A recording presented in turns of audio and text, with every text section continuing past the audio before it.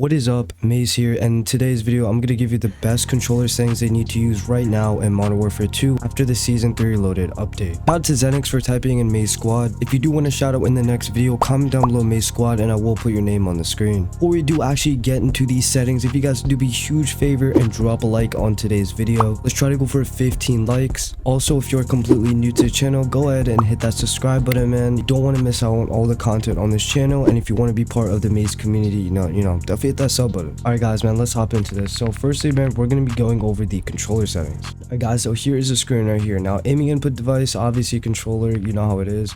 Now, button layout, I actually keep this on tactical. So this is pretty much perfect because if you want to slide or dive, pretty much the R3 button on your controller is going to be that option. And it's going to make it 10 times easier whenever you want to dive and engage in gunfights. Also, I do have paddles on the back of my controller. I don't know if you guys can see it. Pretty much this left bumper right here is to switch weapons and the right one right here is to jump. For the stick layout preset, I actually just keep this at default. Now for my horizontal and vertical sensitivity, this is something I actually did change previously. I was actually running 8.8 before, so this is what you need right now.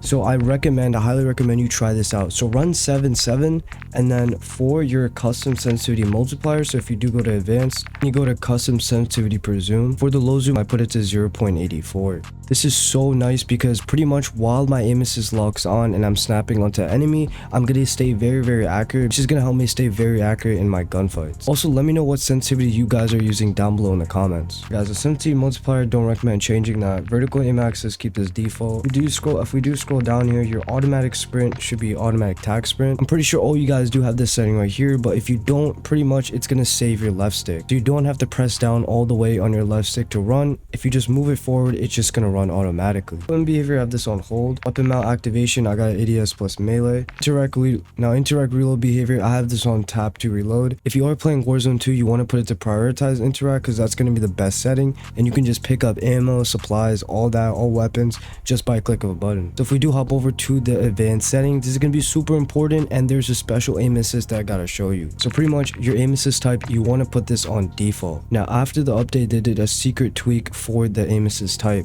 For some reason, if you are on Black Ops, you're going to be at a disadvantage because for some reason the aim assist got even worse for Black Ops. The best combination I highly recommend you try out right now is you run default aim assist, and then for your aim response curve type, you want to run dynamic. If you go ahead and try that out, man, it will take a little bit of time to get used to, because if you guys are running on standard and you're switching dynamic, it's gonna feel a little bit different. But personally for me, I feel like my shots and my aim is super accurate, and pretty much it feels very responsive when I am using this. A lot of pro players also do use dynamic. Now for the sensitivity multiplier focus, this does not matter because we are going to be changing the sensitivity per zoom. As I showed earlier, the low zoom right here is going to be 0.84. you can obviously tweak this to whatever you want, but this is what I rock. If you're not sure what setting to put on for the low zoom, mess around with it and at least go 0.5 down each time and see what you're comfortable with. 4 to 5, I got 0.85 as well, and then the rest I got 0.90. It's going to be super important. Now for the left stick min, I have it at 0.03. if you do set this number right here all the way to 0, which I know some people do actually do,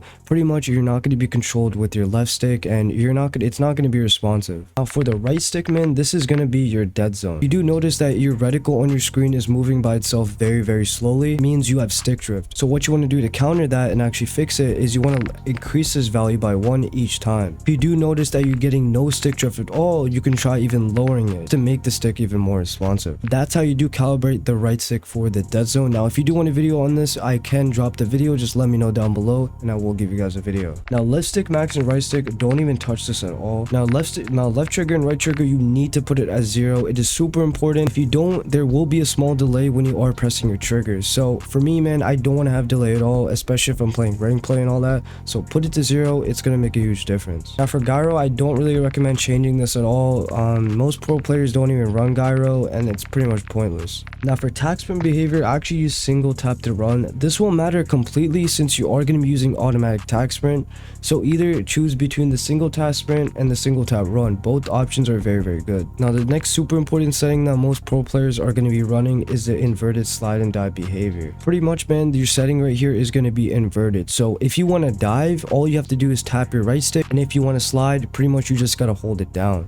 So if you do notice, like if you do want Shotzi type movement and you notice how he's diving consistently and his movement is completely cracked, put it to inverted, and this is what he uses as well, and it makes him insane. For plunging underwater, I have plunge freely. It's the best setting, and your movement through the water is going to be really quick. Now that's pretty much it for the controller settings, man. Let's get straight into the audio settings. All right guys, now these are going to be the best audio settings in the game by far. You need to try this out.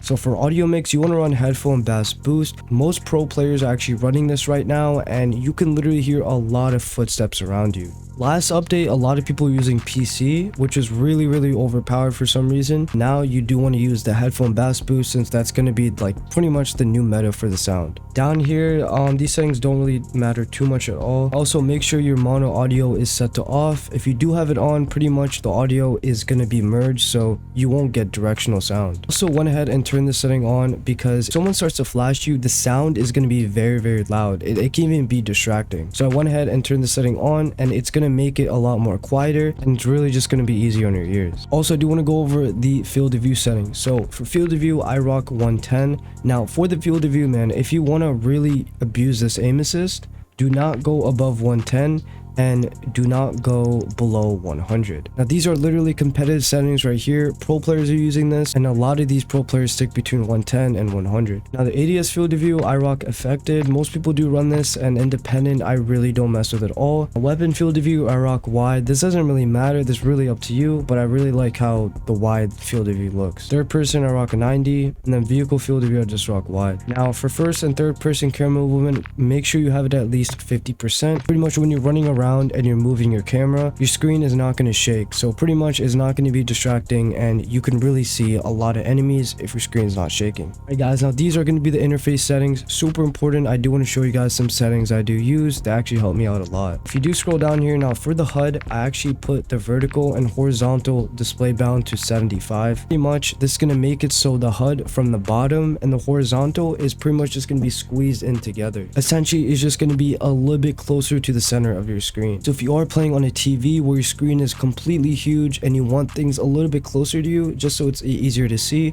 you want to use 75. Then minimap shape, of course, man, you want to go with square.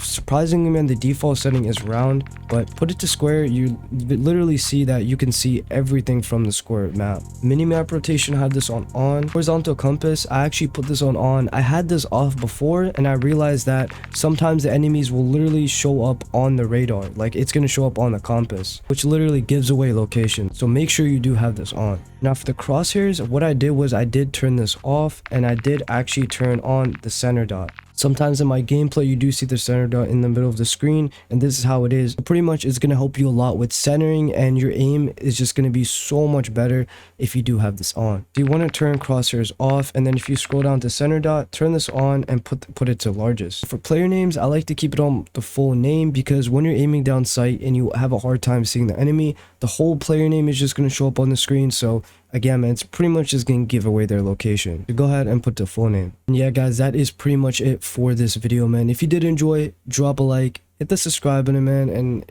you know, share this video out if anyone else wants more settings. And I will see you guys in the next one. Peace.